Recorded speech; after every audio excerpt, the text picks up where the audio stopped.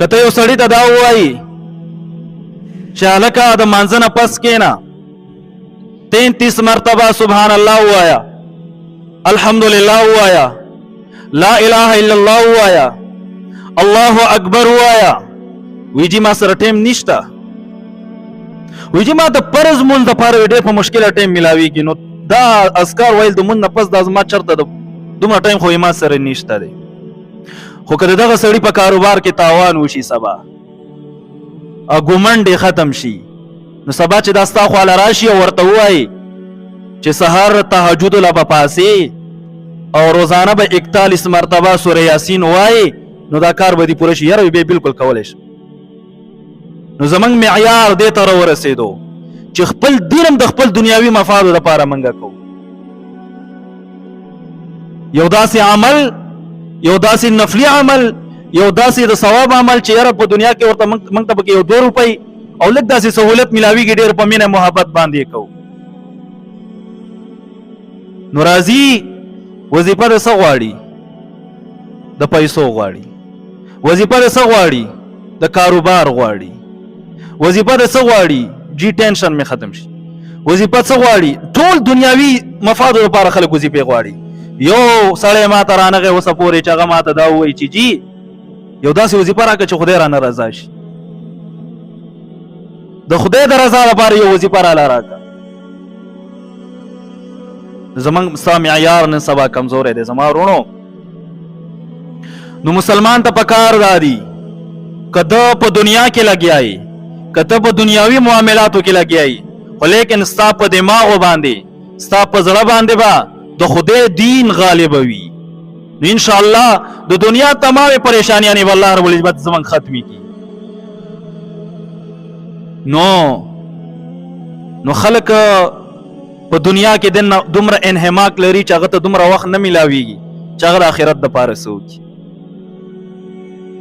24 غنټې د پیسو سره د مال سره هغه دومره اموخته شي چې دغه پیسه د په دماغو باندې سوار شي. بیا نو یو پرزی مثال چا لیکلی دی، وی یو ډېر مالدار سړی، یو غټ تاجر سړی، هغه چې کله وفات شو او قبر کې ورته فرشتې راغی، نو تپوس یې وکړو چې صاحبه څنګه دې خوښه ده، جهنم ته دې بوځو که جنت ته دې بوځو؟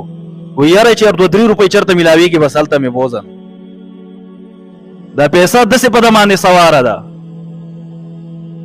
نو چې 24 غنټې زمونږ توجه دې طرفونو ته شي، آخرت رانه هیر شي، نو سبا چې یو سړی داسې بیمار شي او څوک بیمار پرسۍ له راشي او تپوس دې کوي وی حالات دې څنګه روان دي؟ یاره وی ډالر بیا ګران شو.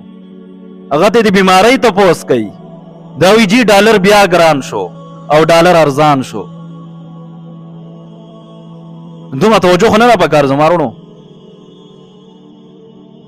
نو دین او هغه د خپل مقصد د پاره خلک استعمالوي.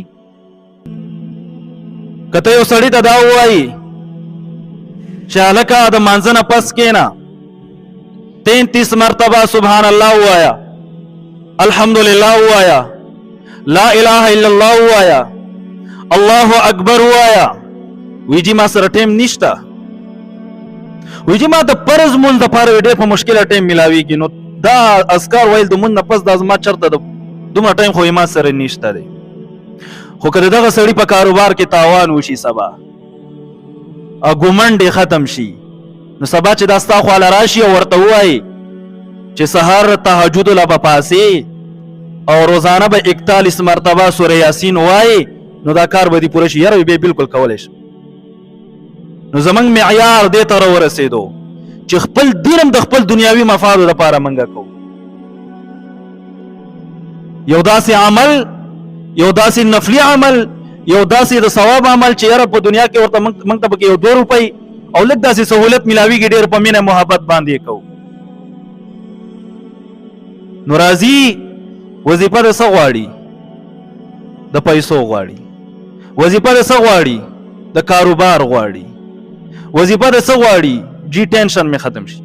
وظیفه څه غواړي؟ ټول دنیاوي مفادو لپاره خلک وظیفې غواړي.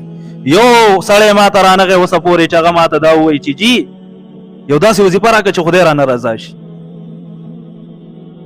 د خدای د رضا لپاره یو وظیفه راله راکړه. زمونږ ستا معیار نن سبا کمزوری دی زما وروڼو.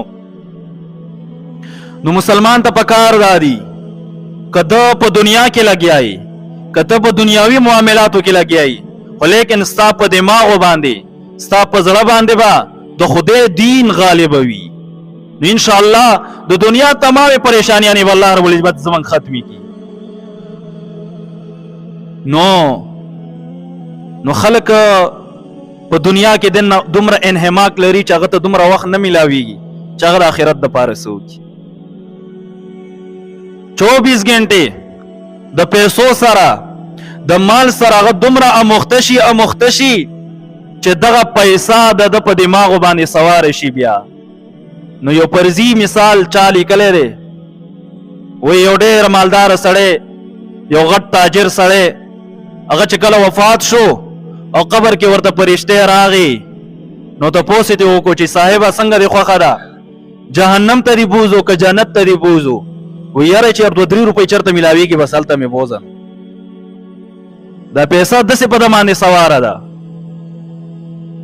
نو چې 24 غنټې زمونږ توجه دې طرفونو ته شي، آخرت رانه هیر شي، نو سبا چې یو سړی داسې بیمار شي او څوک بیمار پرسۍ له راشي او تپوس دې کوي وی حالات دې څنګه روان دي، یاره وی ډالر بیا ګران شو، هغه ته د بیمارۍ تپوس کوي، دا وی جی ډالر بیا ګران شو او ډالر ارزان شو. دومره توجه خو نه ده پکار زما وروڼو. نو دین او هغه د خپل مقصد دپاره خلک استعمالوي.